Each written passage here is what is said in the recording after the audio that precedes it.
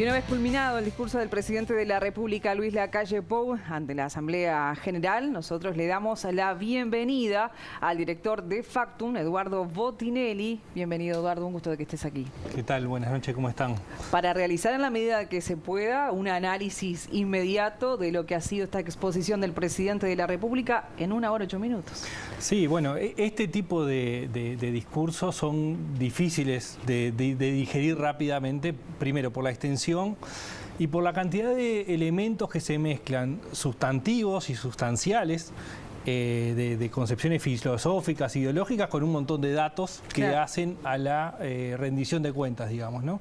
Entonces, digamos, hay algunos elementos tradicionales de este tipo de rendición, que sean como se hicieron en algún momento en actos, o sea, en este caso en la Asamblea General, un raconto de lo realizado, obviamente apalancándose en los elementos positivos. Es muy difícil que alguien empiece a cuestionar las malas, a contar las malas. Pero hay una impronta que ha tenido este gobierno que ha sido la del optimismo, es decir, no solamente presentar los elementos que sustentan positivamente su gestión, sino también plantear elementos que catapultan hacia una visión positiva de lo que viene, sea por la apertura internacional, sea por el despliegue de las vacunas, sea por el proceso que se va generando en materia de seguridad pública o las inversiones futuras. Pero es algo, bueno, y ni hablar el mensaje final dirigido a el tema del IAS y el IRPF, que no es nuevo. Lo del IAS está en el compromiso para el país, el IRPF de memoria creo que no estaba, pero no desde memoria, y que viene siendo un elemento que se ha puesto arriba de la mesa en el último tiempo también en la discusión, ¿no? Hace un tiempo Cabildo Abierto propuso puso arriba de la mesa la discusión sobre una reforma tributaria.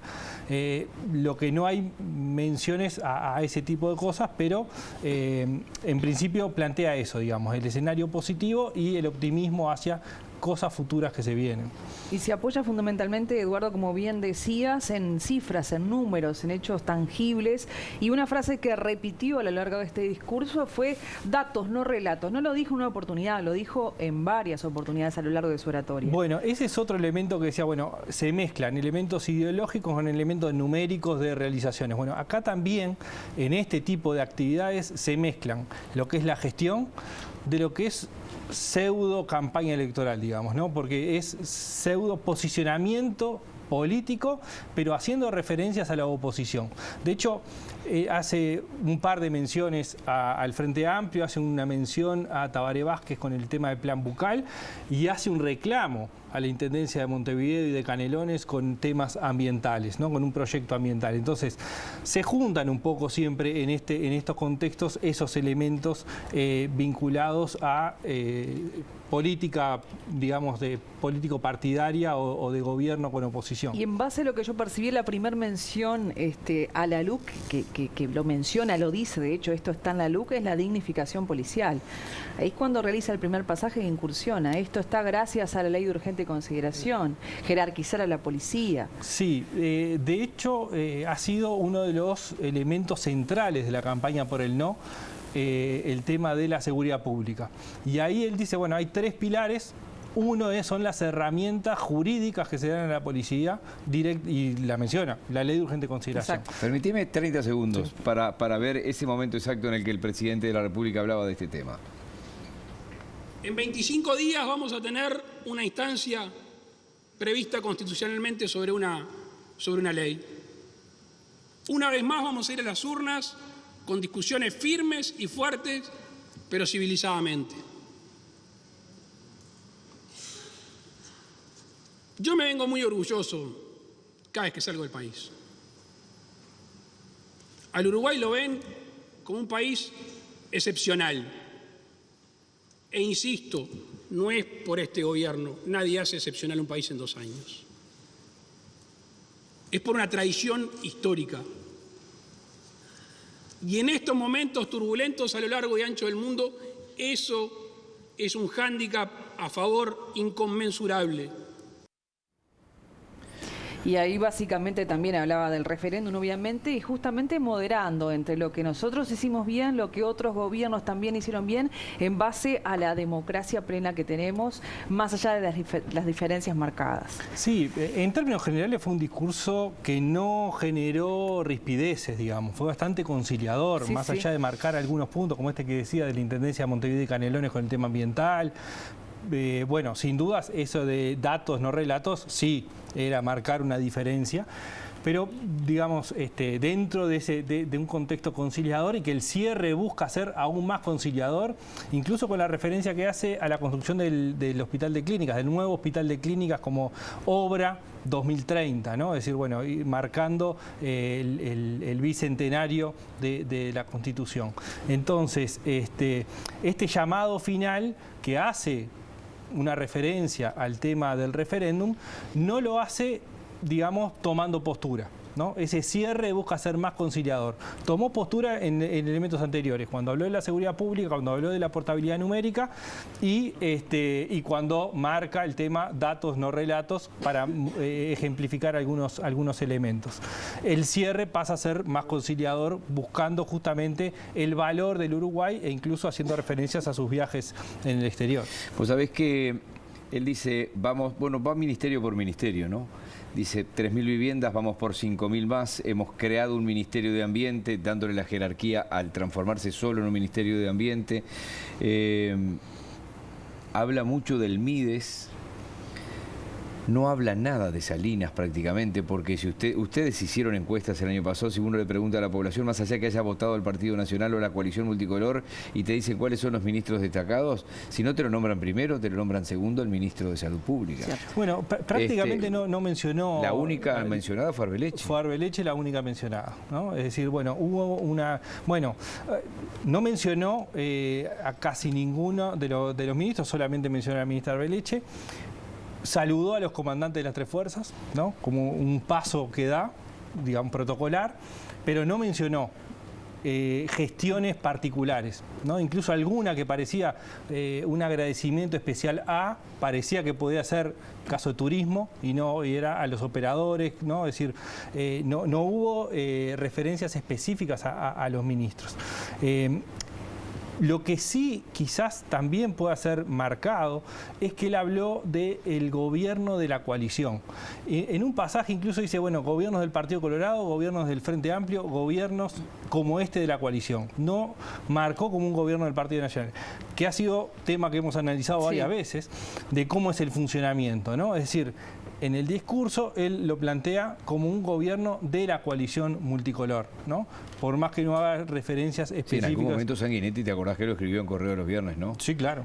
Diciéndole al presidente no se olvide que esto no es un gobierno del Partido Nacional. Bueno, es que había habido declaraciones de Bustillo en ese momento que había mencionado el gobierno del Partido Nacional, ¿no?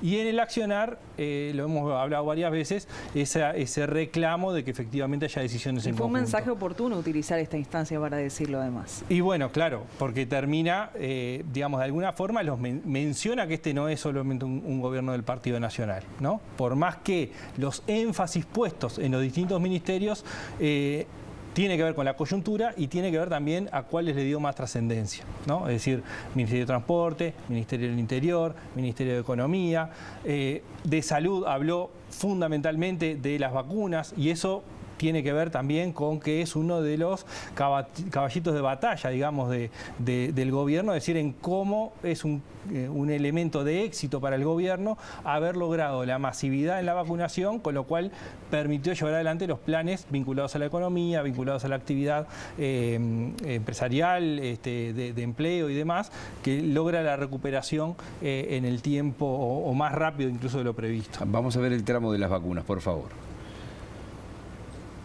El 23 de enero del 2021 anunciábamos las compras de 2 millones de vacunas Pfizer y 1.700.000 vacunas de Sinovac.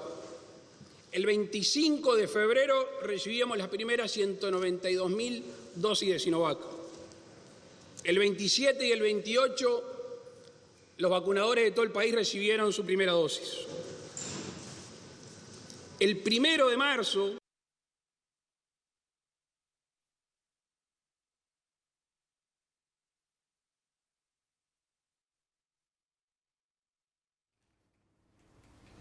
Bien. Vamos contigo a los demás puntos que quieras mencionar. Como tú decías, no es fácil así en caliente tomar, porque hubo mucho número, que no es que no sean trascendentes, sino que no son cosas que aporten y que no sean conocidas. Sí, no, después hay dos elementos que hay que revisar, digamos, de todo el discurso. Es la jerarquización que se le hace a las oficinas dentro de los distintos ministerios y cuanto al ministerio. Por ejemplo, hubo una marcada mención a la ANB, a la Agencia Nacional de Vivienda, sí, al MEVIR, ¿no? Que no fue tanto en otros ministerios, claramente sí en el caso de Ministerio de Industria asociado al tema de UTE. Y no habló de los combustibles, algo que se esperaba por el tema de la suba del petróleo y la situación actual que tiene que ver con la guerra de Ucrania. No, nombró sí que el mundo estaba siendo atravesado. Y que, no lo mencionó explícitamente, pero es cierto. Y mencionó incluso en términos concretos la invasión de Rusia a Ucrania, es decir, marcando el posicionamiento. La condena uruguaya. Sí. Permítanme un segundo, son imágenes en vivo. La presidenta de la Asamblea General, vicepresidenta de la República, está con el presidente de la República en los últimos segundos del presidente en el Salón de los Pasos Perdidos, ya para retirarse. No sé, Natalia, ahí está, estoy hablando con Natalia Gemelli, que todos conocen, que está coordinando esta transmisión y que obviamente conduce el informativo del mediodía, porque en algún momento cuando él salga vamos a ir a ese móvil. Vuelvo contigo. No, y después un elemento conceptual que me parece importante, que es cuando mencionó el Estado palenque como justamente apalancador de los monotributistas del MIDES, ¿no? Es decir, ahí hay una definición ideológica sobre el rol del Estado y cómo para el gobierno es un éxito el incremento de los monotributistas del MIDES y no como asistencialista, ¿no? Ahí creo que es un elemento de fondo de los que van quedando, ¿no? De nuevo, rápidamente y a partir de un análisis hecho en el momento, pero creo que ahí que cada tanto buscamos, ¿no? esas diferencias ideológicas que existen, bueno, ahí aparece una que es importante sobre el rol del Estado, sobre la eficiencia del Estado, mencionado en otro momento, sobre el tema del déficit fiscal y cómo se pueden sostener determinadas políticas de Estado a partir de un mejor uso de los recursos, es decir, presentado de esa forma el rol del Estado. Una preguntita final, simplemente a Eduardo, en consideraciones de que obviamente es todo muy de pronto, de inmediato, lo que te escuchaste, que mirabas y escuchabas atentamente a Fernando Pereira, el presidente del Frente Amplio, que hizo un balance primario del discurso. ¿Te merece algún análisis específico, pequeño, aunque sea? No, digamos, es parte de la confrontación que se va a poner adelante de la mesa, es decir, mañana va a convocar una conferencia de prensa. Hay un elemento central acá. Es verdad que datos y relatos, o sea, los datos matan relatos, la vieja frase. Ahora, los datos también pueden ser comparados con distintas cosas. Entonces, me imagino al Frente Amplio pensando con qué comparar para contrarrestar. Sí, va a haber un equipo desmenuzando el discurso. Sin dudas, porque incluso es un recurso muy utilizado en campañas electorales, en gobierno, lo que sea. Algunos datos son comparados con 2020, otros con 2019, otros con 5 años atrás, porque lo que se muestra es mostrar efectos, ¿no? Y bueno, entonces supongo que esos elementos serán en esta discusión hacia mañana y la conferencia de prensa que hará el Frente Amplio. Nueva encuesta de Factum que será presentada mañana de cara al referéndum. Mañana de cara al referéndum. Muy bien, va a haber esta y otra más. Seguramente, ahí estaremos. O sea que los invitamos en la edición central de BTV Noticias, te esperamos mañana. Mañana nos vemos. Gracias. Muchas gracias, Eduardo.